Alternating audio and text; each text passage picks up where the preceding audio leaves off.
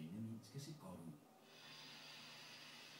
Jeg havde sagt til Benjamin, eller vi havde lidt diskuteret om, at jeg vil jo godt have et barn på et tidspunkt nu.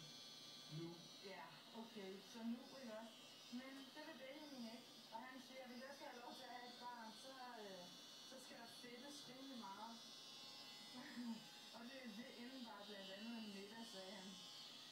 Så må jeg tage med ud og spise, hvis han mener, det er det, der skal til. Også det, der skal til. Hvad skal der mere til? Men du får ikke lov nu, altså. Jamen hvorfor siger du det så, hvis jeg tager dig med ud og spise? Det siger jeg heller ikke. Vi er hele tiden jo en, eller jeg er lidt yderligere overhovedet, så jeg kan jo risikere at ligge sådan her lang tid, før der sker noget, hvis det bliver ved.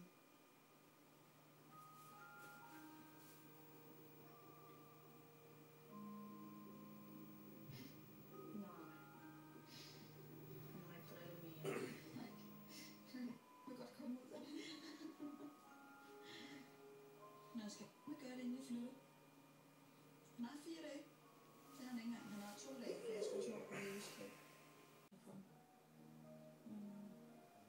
Det her billede i, det er et af de nyere billeder, som jeg synes er kanon godt.